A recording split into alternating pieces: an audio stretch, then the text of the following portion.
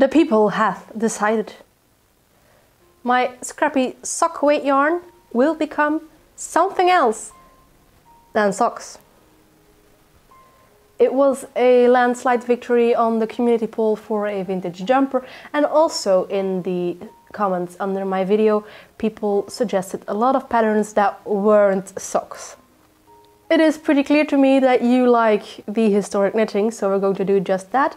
And some of you have suggested in the comments that I should make a vest or a sweater vest.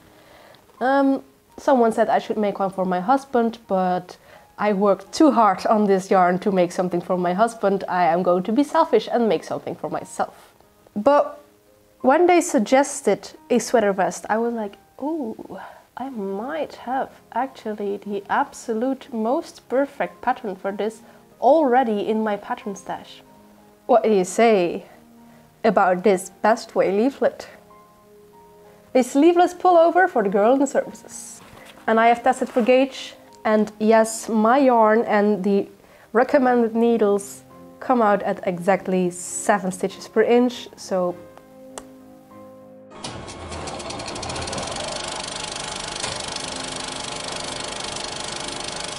I will put in the description a very lovely video by Shannon Makes about wartime knitting in North America and Canada. But I wanted to talk a little bit about wartime knitting in Belgium as well. Well, let's start chronologically and start in World War I. And in World War I we can find a lot of newspaper clippings requesting women that they should knit because otherwise they have got nothing to do apparently. Some newspaper clippings thanking all the brave women of Belgium for knitting, that they are very grateful to have beautiful new garments. And then also some clippings from the women themselves saying, we brought 100 pairs of socks to the soldiers. Most recurring theme in these clippings are indeed socks. And I'm going to read you a little excerpt of them in Dutch because it is such a lamenting language that they use in this newspaper clipping. Onze soldaten zijn sedert 2 maanden in het veld. Zeer dikwijls hebben zij in 5 tot 6 dagen de tijd niet hun schoenen uit te doen. En als zij ze uitdoen, dan zijn hun kousen rot en versleten. That's a pretty clear message. Knit socks, please. Now, another thing knitting was used for in First World War Belgium was spying. The Belgian resistance actually recruited women who lived near shipyards or train stations, and they were knitting code into their garments by making a purl stitch or slipping a stitch or dropping a stitch. They conveyed in their knitting messages about the movement of the trains and the load of the trains. This pattern is a 1940s pattern. And in the UK and in the US there was a lot of national propaganda about wartime knitting and that they should knit for the fatherland. There was not such a thing in Belgium.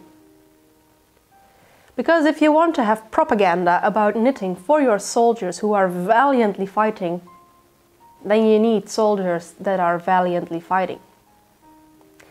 And well, the Belgian army fought all 18 days of battles, no odds were on their side, few would fight for all until the bullets were gone. /unexpected sabaton. But as I said, they only fought for 18 days and then Belgium capitulated. Belgium subsequently was occupied by the Germans, and most soldiers were either prisoners of war or were deported to Germany to work there in the war industry. Now another thing, while a grand national knitting propaganda initiative was not a thing, was because textiles were severely rationed. The first kledingskaart, or clothing card, was issued in January of 1941, and it lasted, that first card lasted people until August of the same year, and you got stamps for clothing. If you were a man or a woman from ages 15 or up, you got 80 stamps. If you were of the age between 3 and 15, you got 100 stamps, and infants got 120 stamps. Now you couldn't do much with those stamps, let me tell you. A man's suit was exactly 80 stamps. You could get a skirt for 47 stamps. And if you wanted a winter overcoat, yeah, that would cost you the entire 120 stamps. And textiles were getting scarcer and scarcer by the day. Now, why is this? Why is textile so scarce in Belgium? Well, I have told you before in the previous video that we were completely dependent on other countries for the import of resources to make these textiles. And when Nazi Germany is occupying your country, there will be no import from England. Yeah. There you have it. And another thing was that during the Second World War, our biggest spinning mill in Verviers was also bombed. Per accident, by the Allies.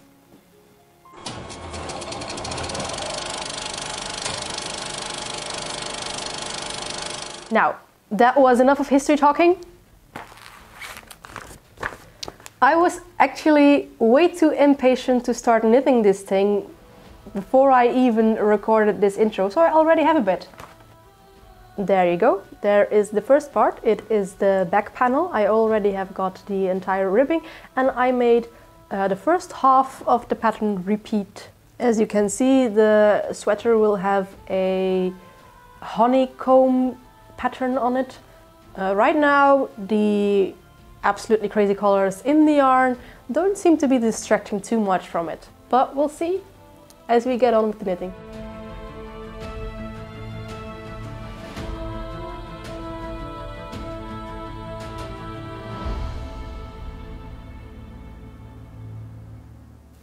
So, 1940s. That was actually, together with 1950s, I'd say, the decade that really got me into history bounding and historic and vintage knitting as well. Tell me, if you're into history bounding or historic or vintage knitting, what's your favorite era to wear or to knit? I would say that my personal style has changed recently. I was very much into the 50s and 40s, like a couple of years ago, and recently it has evolved into a mixture of like 40s, 50s, but also late 19th century, with some tinges of medieval hairstyles and accessories. Just combining eras, whatever suits my fancy. And also the ages-old adagium applies to me and everything I do on this channel. Vintage fashion, but not vintage values.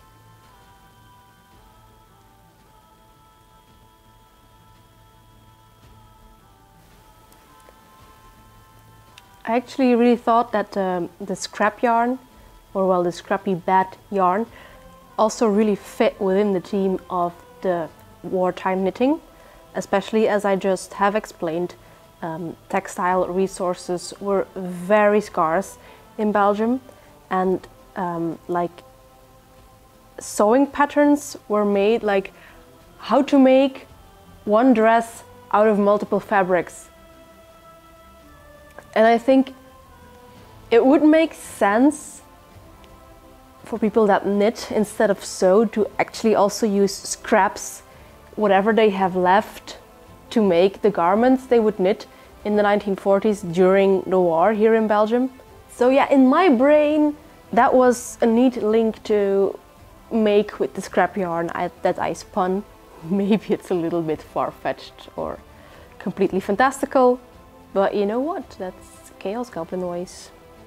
Oh, and there were a lot of other suggestions of really cool historic knitting projects on the comments underneath my scrap yarn video.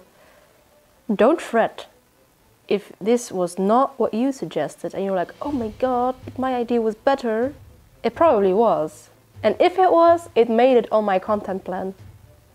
I've got some of your ideas planned for the future as well.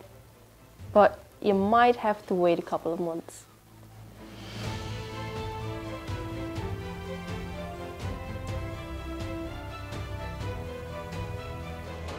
Hey, good morning friends! We are right now in my sewing room because this is where I keep my iron. and the pattern actually asks me to press all the pieces first before I assemble them. And yes, all the pieces are finished. I did the irresponsible content creator thing where I finished my project without taking you along with me, but my day job had me completely stressed out beyond my wits and limits, and I was sensory completely overwhelmed. So I just wanted to knit and not see my face while I do it. I'm very, very sorry, but this is what happened.